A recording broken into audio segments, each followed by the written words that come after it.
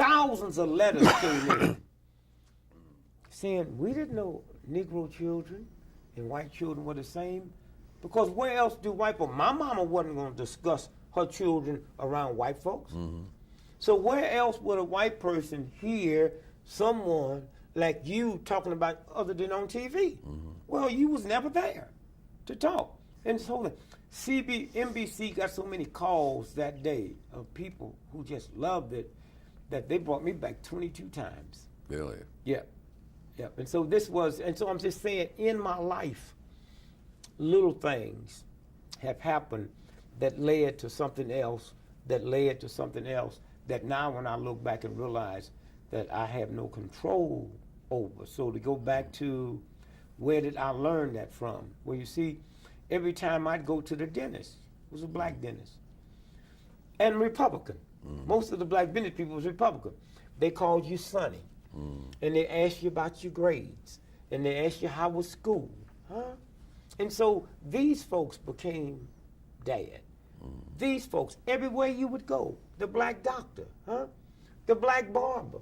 And see your report card was, that whole, before I became the celebrity in St. Louis, that was the respect that the black community had for a child that was your behavior. And it was kind of interesting because on my report card, and my report card scanned the alphabet, man. I don't know if anybody ever made a Z. I had a dude flunk me in English. How you gonna flunk me in the only language I know? But on the bottom of my report card, they would always put, Richard is a good boy. Now, finally, I'm not trying to find a show for this subject. It's lucky that I became a comic. You know why? Why? Because back then, black folks wasn't used to the word comedian or comic. So if you was funny, they didn't say you, woo, he funny. They said, that boy sure can lie. Yes. Well, to a child, lie has a negative connotation. Huh? Think about that. You hear the old folks say, so-and-so plays the organs, he's funny. Well, to a little child, what do funny mean? Or you hear him say, so-and-so preacher, so-and-so, he's gay. Well, to a little child, what do gay mean? Laughter. So I grew up thinking to be funny, to be gay, man, that's what I want to do. And so I made a joke out of it. I said I was 14 years old and in the gym teacher, said, what do you want to do when you grow up? I said, I want to be funny and gay. When I saw him unbutton his belt, I started running. When I stopped running, I set the world's record in the high school mile. But I'm saying children. So all my life, all the adults, all the grown folks that hear me and they said, oh, we never heard nothing. They said, that boy sure can lie.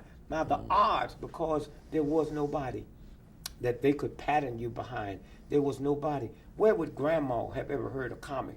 They don't go to nightclubs, They weren't on TV. There was no TV, and so that was the odds that came through. But I knew people like Wheeler, head of the Urban League, the principal. And then as I started making a mark in athletics, then you exposed to a whole different side of that black side. And then also remember that if you lived in St. Louis and made $10 million a day, you still had to live in the Negro neighborhood. It might have been upscale, but you lived there. You could not live around your peers. And so we had all of that was there, that we ran into every day. Across the street from me was the #1 Negro restaurant in St. Louis where the doctors and lawyers ate. So I sit across the street and watched them. All that had influence on me.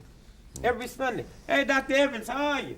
Hey, Dick, how you feel, son? And I worked over there in the restaurant. I washed dishes over there, and I would see him and talk with him. So you could just see this whole wealth of integrity that I wanted to be like.